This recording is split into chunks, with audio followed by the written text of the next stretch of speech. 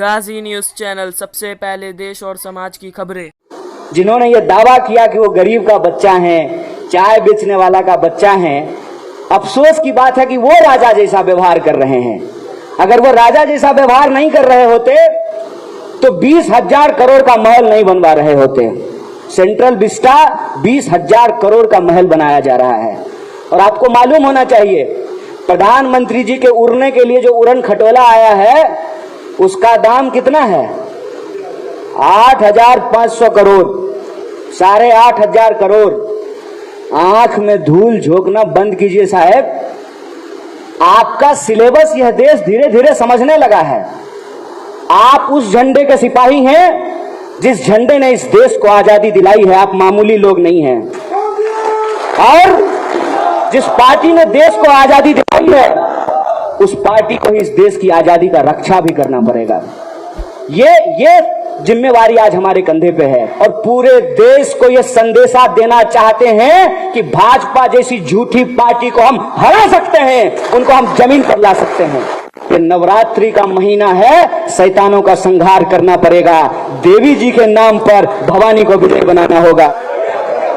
सबसे पहले मैं हिमाचल, जिसको देवों की भूमि कहा जाता है, उसको नमन करता हूं। और आप सब जानते हैं हिमाचल एक ऐसा राज्य है, हर दूसरे तीसरे घर में कोई ना कोई इंसान फौज की नौकरी करता है। हमारे घर में भी 16 लोग फौज की नौकरी करते हैं। हमारे मंच पर फौजी बैठे हुए हैं। और आप कोई भी वॉर उठा करके देख लीजिए, शहादत देने वालों में सबसे ज्यादा हिमाचल के लोग होते हैं। तो शहीदों की इस भूमि को मैं नमन करता हूं। ये फतेहपुर की भूमि सुजान सिंह पठानिया जी की कर्म भूमि है। मैं इस भूमि के आप तमाम आदरणीय बुजुर्गों का, माताओं बहनों का, नौजवान दोस्तों का, मीडिया के साथियों का और आप सब लोग जो कांग्रेस परिवार के सदस्य हैं, आप सबका मैं हार्दिक स्वागत करता हूं, आपको आभार व्यक्त करता हूं। मैं परिवार में नया हूं और मैं धीरे धीरे कोशिश कर रहा हूं कि सम्मानित मंच पर उपस्थित सभी लोगों का नाम याद कर लूं। उसमें थोड़ा वक्त लगेगा। तो मैं सबसे पहले धन्यवाद करता हूं हमारे हिमाचल प्रदेश के प्रभारी आदरणीय राजीव शुक्ला जी का। और रास्ते में आते हुए कुछ जो हमारे कार्यकर्ता हैं, नेता हैं, उनसे परिचय पात्र हुआ है। अजय महाजन जी हैं जो डीसीसी प्रेसिडेंट हैं। हमारे बीच में चंद्र कुमार जी हैं, नेता प्रतिपक्ष हैं। आशा जी बैठी हुई हैं। दूसरे पठानिया जी इधर बैठे हुए हैं।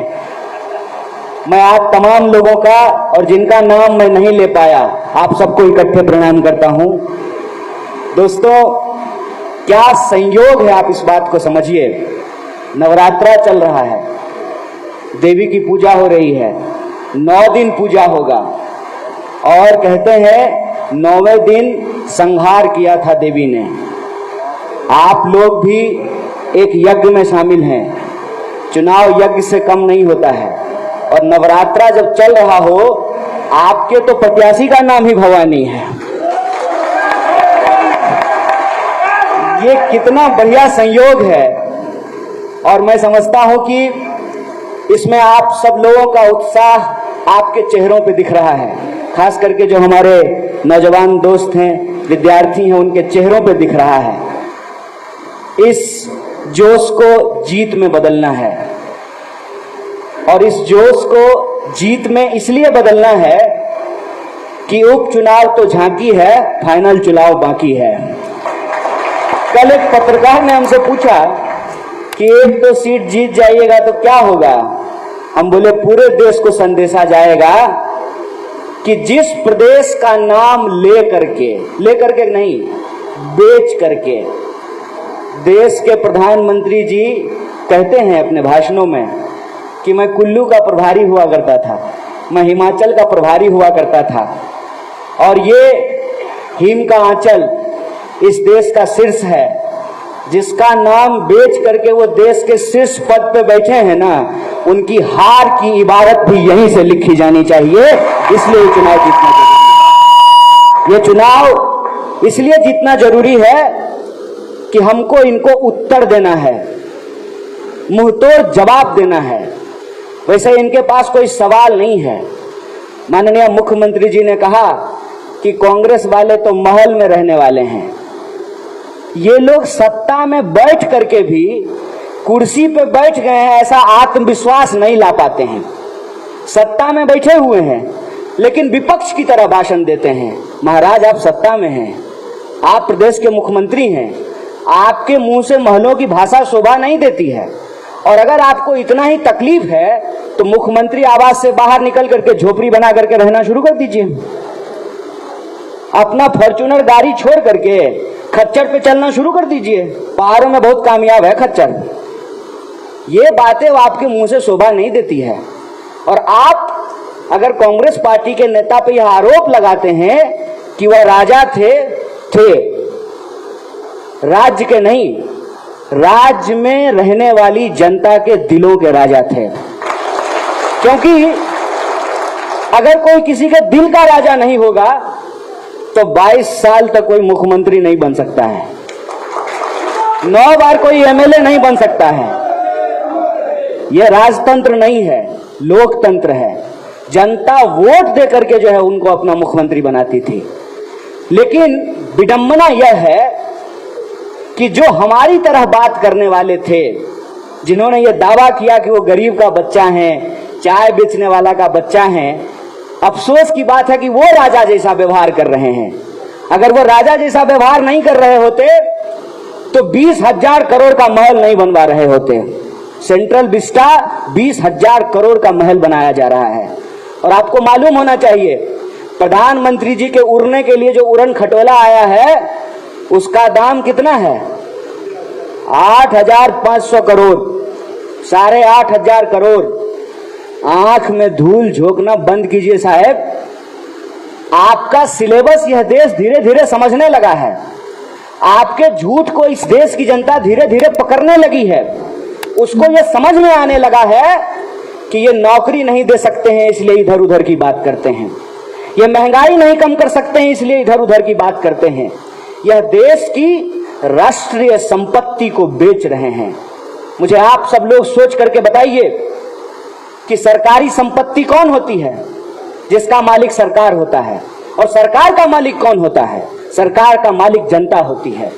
मतलब सरकारी संपत्ति जनता की संपत्ति है। अगर एयर इंडिया बिक रहा है तो किसी के बाबूजी की संपत्ति नहीं है, वो देश की संपत्ति है और इसका जवाब सरकार को देना पड़ेगा। अगर बीएसएनएल बिक रहा है तो देश की जनता की संपत्ति और इसका जवाब देश की सरकार को देना पड़ेगा। अगर रेलवे बिक रहा है तो इसका जवाब देश की सत्ता को देना पड़ेगा, क्योंकि देश की जनता की संपत्ति है। और एक बात हमको सोच करके बताइए कि रेलवे नहीं रहेगा तो रेल मंत्री का ढोलक बजाएंगे? अगर एयरलाइंस रहेगा ही नहीं तो ज्योतिरादित्य सिंधिया जी का क्या करेंगे बताइए? उस मंत्री का क्या, उस मंत्रालय का क्या, जब उसका हवाई जहाज ही नहीं है? आप बताइए। सरकारी स्कूल नहीं होना चाहिए इनके हिसाब से, सरकारी अस्पताल नहीं होना चाहिए इनके हिसाब से, तो सरकारी प्रधानमंत्री क्यों होना चाहिए? हमको ये बताइए, क्या करेंगे सरकारी प्रधानमंत्री का? ये देश की जनता का असल सवाल है। रोजी रोटी, कपड़ा, मकान, शिक्षा, स्वास्थ्य, सड़क, बिजली, पानी, ये जनता का असल सवाल है। और आप इस सवाल को गुमराह करना चाहते हैं। गुमराह करने के लिए आपके पास तमाम तरह का तमाशा है। और उस तमाशे पर कांग्रेस परिवार के जो एक एक सदस्य हैं, उस सदस्य को यह जिम्मेवारी लेनी पड़ेगी। आप उस झंडे के सिपाही हैं जिस झंडे ने इस देश को आजादी दिलाई है। आप मामूली लोग नहीं हैं। और जिस पार्टी ने देश को आजादी दिलाई है उस पार्टी को इस देश की आजादी का रक्षा भी करना पड़ेगा। ये जिम्मेवारी आज हमारे कंधे पे है। इसीलिए जब नेता प्रतिपक्ष यह कह रहे हैं कि हवाबाजी से काम नहीं चलेगा, जमीन पे उतरना पड़ेगा, एक एक कार्यकर्ता को यह सोच करके चुनाव लड़ना पड़ेगा कि हम भवानी जी को नहीं जिता रहे हैं, हम अपनी पार्टी को जिता रहे हैं और पूरे देश को यह संदेशा देना चाहते हैं कि भाजपा जैसी झूठी पार्टी को हम हरा सकते हैं, उनको हम जमीन पर ला सकते हैं। इसीलिए मैं आप सबसे आग्रह करने के लिए आया हूं। वो इधर उधर की बात करेंगे, हमको इधर उधर की बात में नहीं फंसना है। कहते हैं परिवारवाद, भवानी जी सुजान सिंह पठानिया के नाम पे वोट नहीं मांगेंगे, बारे बाबू, लेकिन अनुराग ठाकुर अपने बाप के नाम पे वोट मांगेंगे। बोलिए, ये ठीक बात है? तुम्हारा सही सही और हमारा सही भी गलत, ये नहीं चलने वाला है। देश की जनता को ये समझना पड़ेगा और जहां जिसको मौका मिले, और हिमाचल प्रदेश की इस महान भूमि को, शहीदों की इस भूमि को, देवों की इस भूमि को यह मौका मिला है कि आपको शैतानों को संदेशा देना पड़ेगा। ये नवरात्रि का महीना है, शैतानों का संहार करना पड़ेगा। देवी जी के नाम पर भवानी को विजय बनाना होगा। बहुत बहुत धन्यवाद, बहुत बहुत शुक्रिया।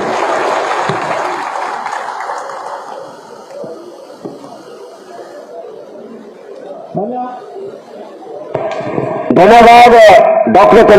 आपको हमारी न्यूज़ कैसी लगी, आप हमें कमेंट करके ज़रूर बताइएगा। अगर आप गाजी न्यूज़ चैनल पर न्यू है तो हमारे चैनल को सब्सक्राइब ज़रूर कर लिएगा और बेल आइकन प्रेस करना बिल्कुल ना भूलिएगा, ताकि हमारी लेटेस्ट वीडियो आप तक पहुंचे। और अगर वीडियो अच्छी लगी हो तो लाइक ज़रूर करिएगा। माहिरा की स्पेशल रिपोर्ट।